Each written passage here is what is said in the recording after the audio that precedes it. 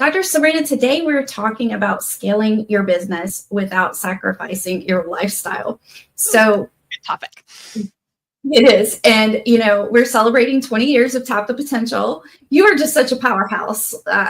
20 years in the coaching industry itself is just unheard of. But yes, it is actually. That's incredible. Also, toot your own brutal industry. It is. But I want you to toot your own horn here. Like, what are our clients experiencing? Well, so, at Tap the Potential, our clients, 94% of our clients are achieving our promised result of more time for what matters most and more money in your bank account than ever. Our clients are taking fully unplugged 4-week vacations. And, that opportunity in the first couple of months with us to have more free time and unplugged time. We have one of our clients who took a lunch break for the first time in years last week. And we celebrated that. That is a big deal. And, for people who work in corporate, you take lunch all the time, like no big deal. But a lot of business owners, you just eat at your desk and keep going, or you don't eat at all and keep going. So, these little small steps forward taken in a consistent direction lead to big change over time. So it starts with taking a fully unplugged lunch break, getting out of the office, going for a walk, and then it leads to taking 4-week vacations and 25-hour work weeks. And so we're going to dive into how you grow and scale a business and do it in a way that's sustainable. So Melissa, I know we're going to talk about boundary setting because that is key to doing this. We are. And something that's coming up for me, Dr. Sabrina, and I don't think we've discussed this enough. We're here to help people build great businesses that are profitable and sustainable, to build great teams. But really, I think even more than that, we're here to help people have a better lifestyle, to experience what matters most to them. And that is just why we're here. I remember when our client shared that she took that lunch break for the first time in several years, I was just in tears. And now, because of what we've established, she gets to take a lunch break every single day. Yeah. Not only that, she's going to go home at 5 o'clock every day. And that's just, she's only been with us for a couple of months. Yes. So we're building legacies. We're really, the opportunity to work with us is priceless, because you can't get time back with your loved ones. Like once that time has passed, it's passed. So if you're grinding it out and you're working 10, 12 hours a day, maybe more, and you're constantly thinking about your business, that's just not sustainable. So you've got to set some boundaries. I'm curious, so I used to be your EA. That's how I came in to Tap the Potential. Yes. And I did that because it was the only role that was available. And I forgot what we would call me, but I was like this bouncer. So I protected your time. And it was like, no one could get to you unless they went through me. And that was really cool. And it was really fun. So I know that you protect your calendar so well. Tell us how you do it, because most business owners can't figure this part out. Well, boy, this was a hard thing for me. So I set, specific time when I would have client meetings, and I set specific time when I would be doing my $10,000 an hour activity, which is, writing articles and speaking and writing books. Those things where I'm, documenting what we do at Tap the Potential and creating the systems for our clients. That's highly valuable time, and it required a lot of thought time. So I had to protect my time. So from the very beginning, I blocked Mondays for my $10,000 an hour time. And I found that to be really effective, because I would have a weekend and I would come in fresh and I could do my best thinking on Mondays. But inevitably there would be a client, there would be a spot coaching need, or a client would, I can only meet on Monday. And, it was always the temptation to go outside the boundary. So at the point where I brought in an EA, by the way, stands for executive assistant. When I brought Melissa in as my executive assistant, it had really gotten to the point where, because I was working a 25-hour work week, I was cramming a lot of stuff into 25 hours. And most things didn't fit. And so I didn't have lunch breaks. I wasn't taking breaks throughout the day. I would be in back-to-back meetings, sometimes like 4 or 5 hours at a time. It was really stressful. And by the time I would get to Friday, I was fried. And so a lot of it was my struggle in saying no. And so I needed someone who could be less attached to the people, which, if you know Melissa, it's kind of crazy that I thought Melissa, because she loves people, that she would be the one who would kind of set the boundaries and say, you get on Sabrina's schedule or you don't get on Sabrina's schedule, that bouncer. But she did it beautifully. And it was just simply because she was one step removed and she was able to do that. And we came up with some criteria for, who I needed to meet with and who I didn't, and what was an urgent situation and what's not an urgent situation, so that things could be prioritized. And just having that person who's outside of you, who can talk you through what are the parameters of your schedule. And Melissa helped me. She said, give me your ideal schedule. And I gave it to her. And that really created, there was not a lot of space for different things. And we had to be very judicious in what got on my schedule and what didn't. But it allowed me to have lunch breaks and have breaks between meetings and have days where I wasn't in one meeting after another, but there was time and space in between. And setting those boundaries was so important. And Melissa does that now with our clients. She walks them through creating their ideal schedule and how do you hold your boundaries. She supports our clients in hiring executive assistants to help hold those boundaries. But one of the key pieces around this is we didn't go for perfection right out of the gate, Melissa. You had a goal to just get closer and closer to my ideal schedule every week, and you worked on it. And what was amazing was in just a few months' time, you got us there. And we both kind of stepped back and said, whoa, this is crazy. And so from week to week, there were some days maybe I didn't get a lunch, and some days maybe I had 3 meetings in a row instead of 2 meetings in a row. But we got closer and closer. And that's the key, I think, around setting boundaries, is not expecting ourselves to be perfect with it, because most of us struggle with boundaries to begin with. And so it's just about, let's get better, because every small step better builds on those other steps. Yeah. I'm chuckling because I can remember back when we first started this, there would be days where you didn't get a lunch, and I would leave you a little note every day. Here's what's coming up for today. I see that you don't have time for a lunch break. You might want to pack a lunch on your desk. Yes. Like my mother, don't forget to pack your lunch today. And then, now sometimes I'll even check in with you and I'm like, okay, are you still getting your massages, or things that just pop up? So having that support system in an executive assistant, which I really think a business owner, when you're considering hiring, that should be your first hire when payroll allows it, because it's really going to free up your time. And, I still do this for myself in my role. I set the boundaries and I look at what are my non-negotiables. Number 1, Friday afternoons with my daughter. Number 2, my greatest gift to top the potential, aside from front facing with our clients and everything that we're doing there, is innovation. So I'm constantly thinking, how can I support our clients to achieve their goals? How can I support them to achieve these goals faster and with more ease and more clarity? Constantly refining systems. And that's what I do on Friday morning. So I love to go to Barnes & Noble. I'll sit down, have a cup of coffee, and that's my time to innovate. And we call it your thinking time. Yes. So if you don't have thinking time on your calendar, block that off. Whether or not that's your area of genius, as a business owner, you need to be blocking some time out to just think. And the other thing is taking that self-care time first. So every morning, whenever it works for you, block off self-care time and feed yourself, feed your soul before you try to feed into other people. These are just non-negotiables. And another boundary that's great is just putting buffer times in between, Dr. Sabrina, as you were running from meeting to meeting, we added in 15 minutes between calls.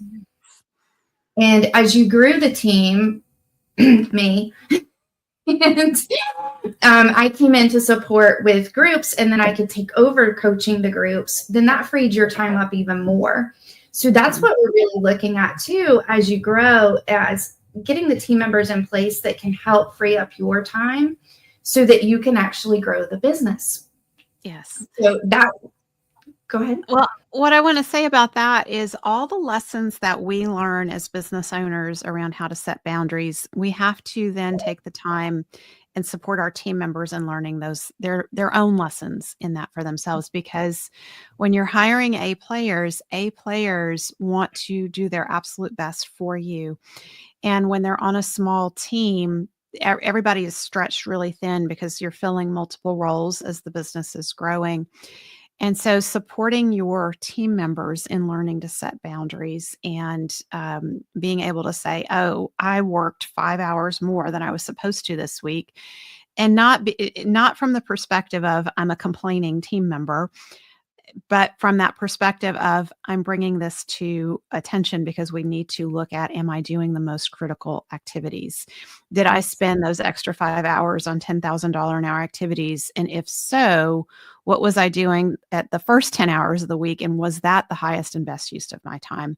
Because a lot of times A players their roles just grow and grow and grow.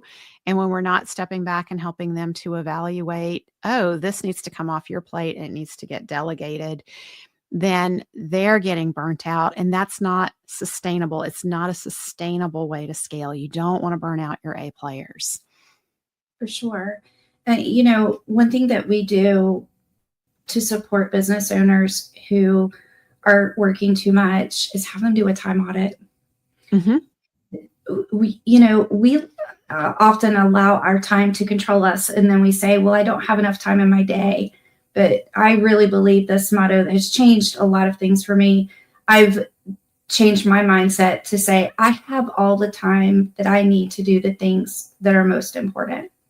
Yes. And that feels so freeing. And that goes back to being strategic about time. I spend a lot of time just planning my week every week, and that helps free up time and space.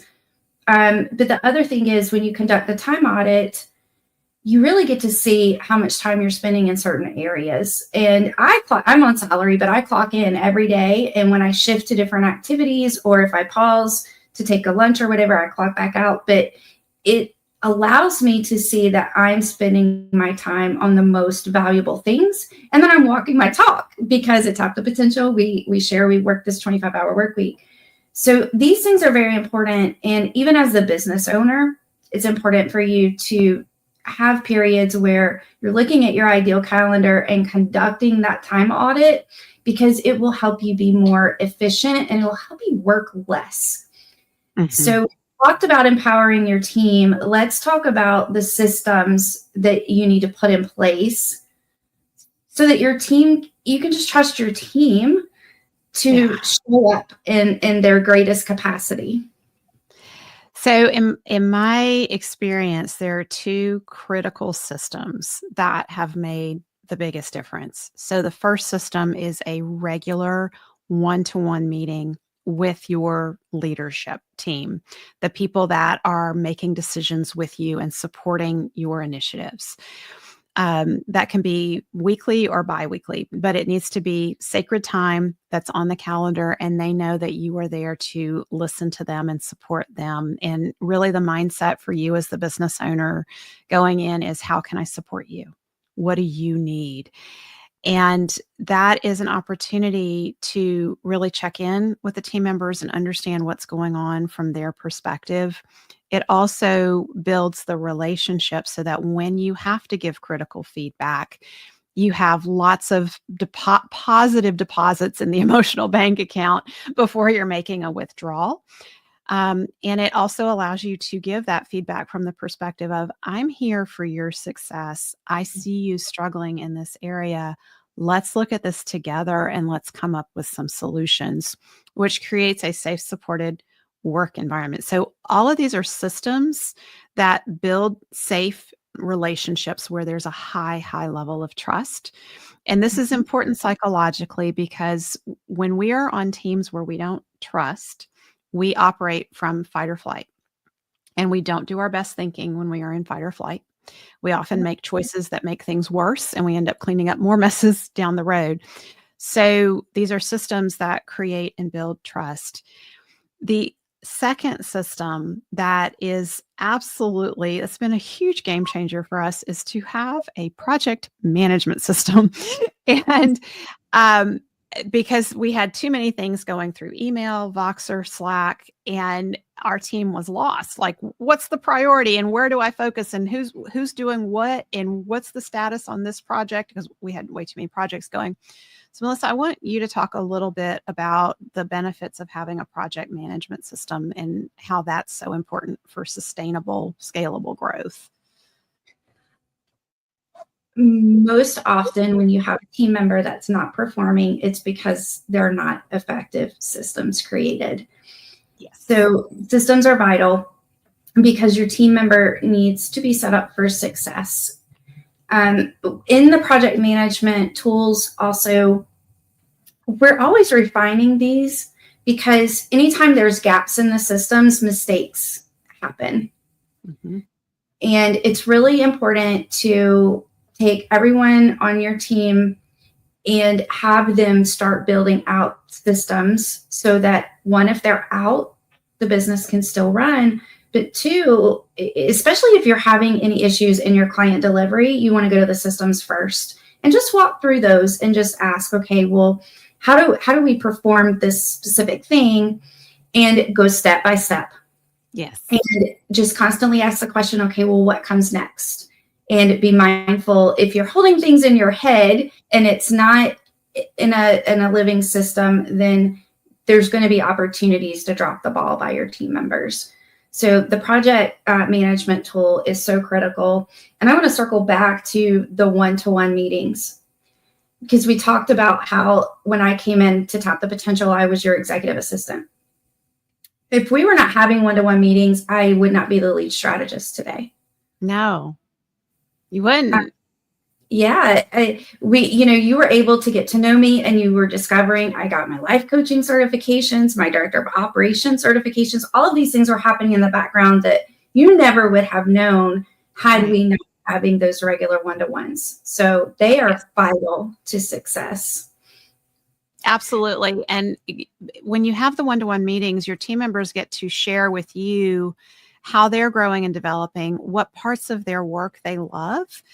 And it was just, in passing that I mentioned to Melissa that we had an opening for a lead strategist and I was going to start recruiting. And she said, well, wait a minute.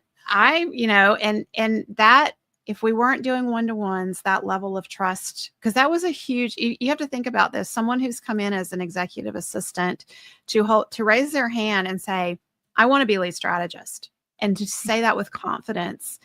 And all of a sudden I realized Melissa has all the credentials. She's done all the training. She's ready to go. And she was able to come into that role. And it was the one-to-one meetings that allowed that to unfold the way that it did.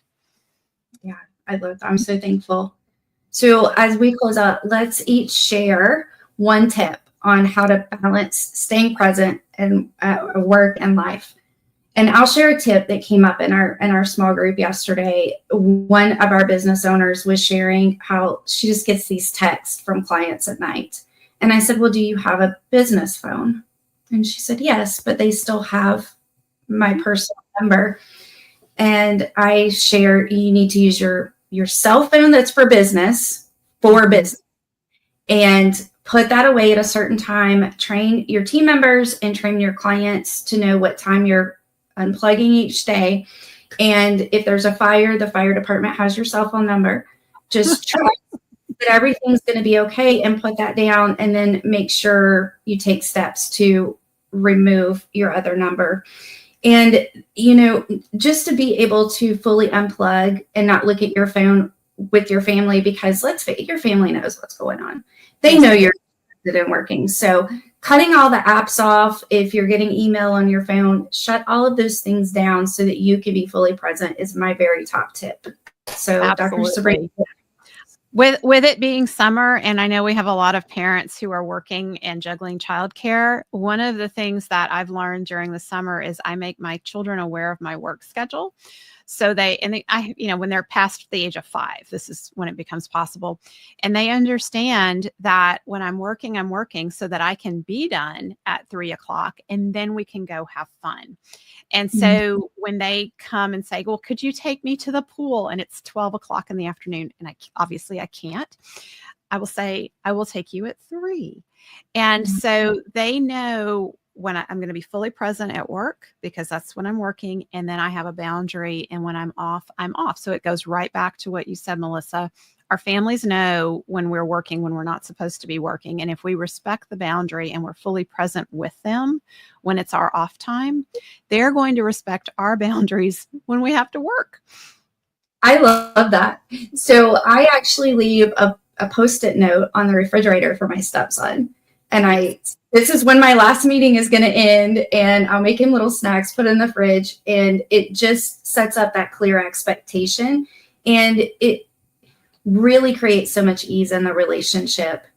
So I just want to thank you, Dr. Sabrina, for giving me an opportunity to not sacrifice my lifestyle anymore as, working Tap the Potential, and all of the business owners that I see every day creating more life experience and opportunities because of our Better Business, Better Life program. Yes, thank you. I'm so honored, and I love what we do with our clients. So if you want to be one of those business owners that we're supporting in taking your life back, head on over to tapthepotential.com and book a call with Caitlin, and she will get you started with us to take your life back and make your business more profitable along the way. See you next week on the Profit by Design podcast.